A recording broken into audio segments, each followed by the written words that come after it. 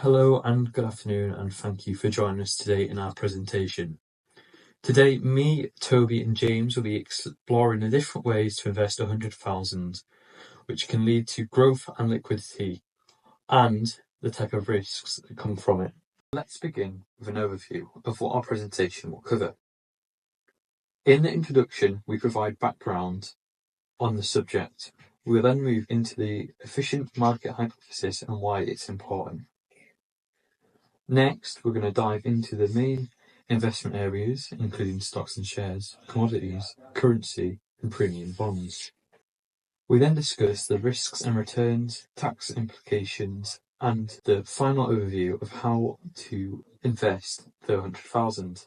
Our client is looking for advice on constructing an investment portfolio that strikes the right balance between liquidity and growth, while effectively managing both risk and return. We'll present evidence-based recommendations on a diverse mix of stocks and shares, bonds, currencies, and other liquid investments. Each option will be analysed for its risk and return profile and tax implications, all aligned with the efficient market hypothesis. The efficient market hypothesis suggests that financial markets are very efficient, meaning all available information is already reflected in asset prices.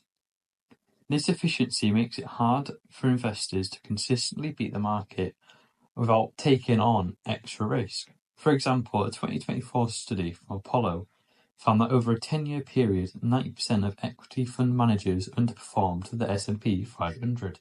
Because stock prices quickly adjust to new data, whether from earnings calls, economic reports, or geopolitical events, active trading tends to incur higher costs through transactional fees and management expenses.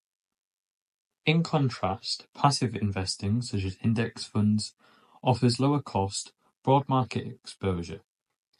Research from Yodelar shows that 60% of passive funds surviving 5 years delivered growth between 26% and 155% in portfolio returns. For our portfolio, this means favouring passive investments, which help spread risk, reduce volatility, and improve long-term stability. The FTSE 100 represents the UK's top 100 companies, while the S&P 500 covers the 500 largest traded US companies.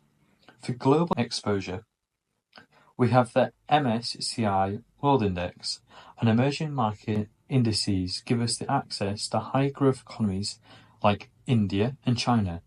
Investing in these funds provides broad diversification and can reduce risk in your portfolio. Apple, Microsoft, Amazon, and Nvidia have shown substantial growth over the past decade. This exemplifies the growth potential within the S&P 500 listed companies. Based on our analysis, we recommend allocating 40,000 of the 100,000 into a mix of stocks and index funds. This strategy leverages the long-term growth potential of both passive investments, which benefit the efficient market hypothesis, and active stock picking. Moreover, index funds are highly liquid, meaning they can easily access your funds when needed. However, it's important to note that while index funds generally offer steady returns around 7 to 10% annually for the S&P 500 and 6 to 8% for the FTSE 100, their market fluctuations can lead to short-term volatility. Additionally, our client in the UK should be aware of the tax implications, such as capital gains and dividend taxes on earnings over the tax-free threshold must be considered. So here we're comparing gold ETFs and physical gold as investment options. Both are generally seen as safe assets, which means they tend to hold or increase their value during uncertain economic times. However, like any investment, they do come with medium risk, as short-term market movements can cause price fluctuations. For example, in 2020, during the pandemic, gold demand fell by 14%, according to Funds Europe 2021. In terms of returns, gold has historically provided steady long-term growth at around 5 to 8% annually, though that can vary depending on global conditions such as inflation. According to Curvo in 2025, over the last 26 years, gold has had a compound annual growth rate of around 10.33%, showing a decent return relative to its risk. Liquidity is where these two differ. Gold ETFs are highly liquid, they tend to be traded on stock markets, and can be bought or sold instantly, whereas physical gold is far less liquid. It usually involves going through dealers, which may take time and come with added costs as well. Tax-wise, both of which are subject to capital gains tax in the UK unless you invest in capital gains tax exempt coins such as Britannias or sovereigns. Gold ETFs may also have additional tax implications depending on how these funds are structured. In terms of practical handling, physical gold needs to be stored securely and insured as well, which add costs, whereas ETFs, on the other hand, they handle all that for you in exchange for an annual fee. For this portfolio, we recommend allocating £20,000 to physical gold.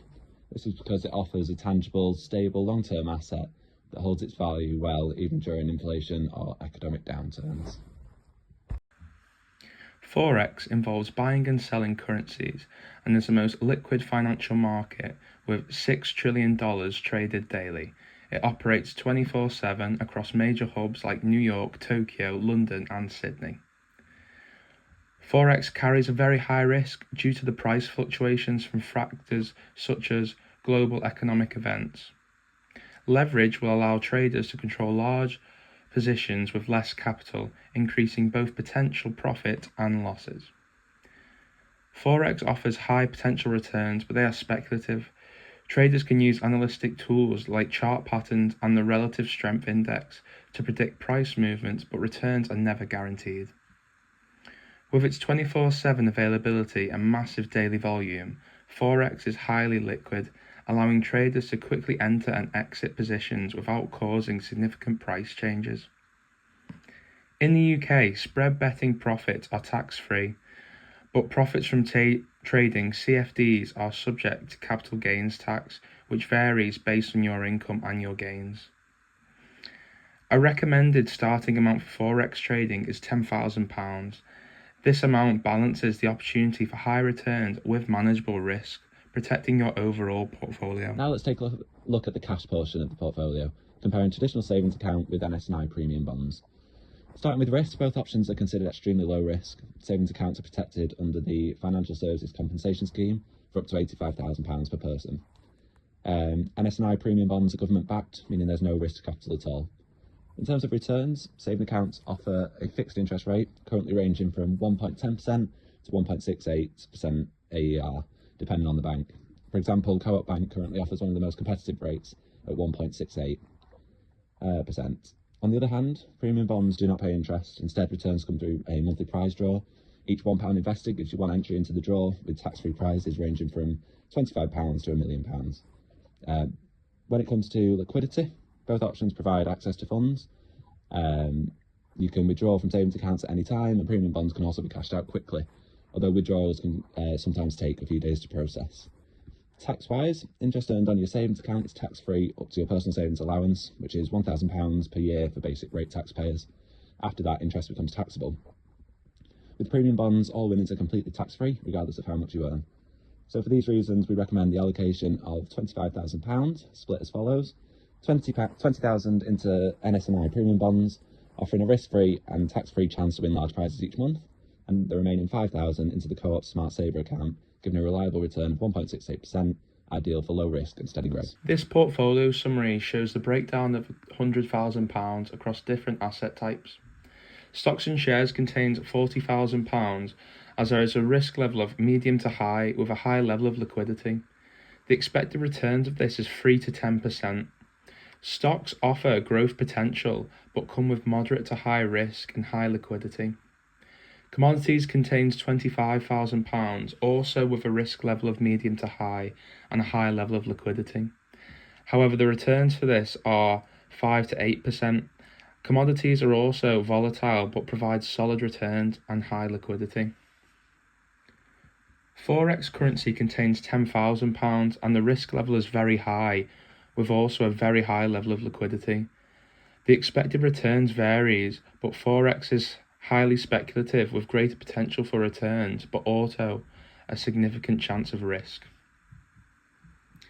A liquidity investment has £25,000 in it with a low level of risk but a high level of liquidity. With a low level of expected returns with 3 to 4%, liquid investments are low risk and offer stable returns with high liquidity. Standard deviation volatility. Stocks and forex have a high level of volatility due to global events, leading to higher risk and higher returns. Investors should be ready for price swings, which may unsettle those seeking stability, but offer growth for potential risk takers. Bonds and premium bonds have a low level of volatility, providing stable returns with lower risk. Premium bonds are slightly more speculative, but still have less price fluctuations than stocks. Stocks and commodities are best risk-adjusted returns. They offer higher returns relative to the risk, but requiring a high risk tolerance. Lower Sharpe ratio is provided with bonds, providing consistent income with modest returns, ideal for risk-averse investors prioritizing capital preservation. Some diversification benefits are as follows: reduces risk, spreads investments to lower risk from any single asset, offsetting losses from underperforming assets. Balancing returns is mixing high risk stocks and commodities and low risk bonds assets, smooths returns, and reduces volatility. Enhances resilience. Diversification improves long-term portfolio stability by preventing one asset's poor performance from affecting the entire portfolio. Let's start with 10,000 in currency investment or forex. The tax on profits from forex usually fall under income tax, not capital gains tax, unless you invest through certain types of funds. If you're actively trading, HMRC might treat this as trading income, meaning it's taxed at your regular income rate. The tax rules can also change depending on how you trade. For example, spread betting is often tax-free. When looking at physical gold, which is generally subject to capital gains tax if sold at a profit. However, as mentioned before, certain coins like Britannias and sovereigns are capital gains tax exempt, seeing as though they're legal tender in the UK. While there's no income tax, since gold doesn't generate income, it's still smart to keep receipts, valuations, and track how it's stored, especially if you use overseas custodians, which might trigger extra reporting requirements. Moving on to premium bonds, the situation's a lot simpler. All winnings are completely tax-free, no income tax, no capital gains tax, regardless of how much you win. However, keep in mind, since there's no guaranteed interest, over time, inflation could erode all the real value of your money if you don't win. When it comes to savings accounts, interest is taxed on your personal savings allowance. So that's, as mentioned before, it's 1,000 for basic rate taxpayers, 500 for higher rate, and nothing for additional rate taxpayers. Anything above the allowance gets taxed at your normal income rate. Finally, stocks and shares, both capital gains tax and dividend tax can apply. You'll only pay capital gains tax if your gains exceed £3,000 a year, taxed at 10% or 20% depending on your income.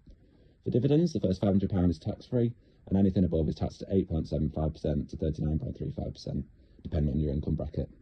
The best way to reduce this is to invest in a stocks and shares ISA, allowing up to £20,000 per year tax-free, covering both capital gains and dividends.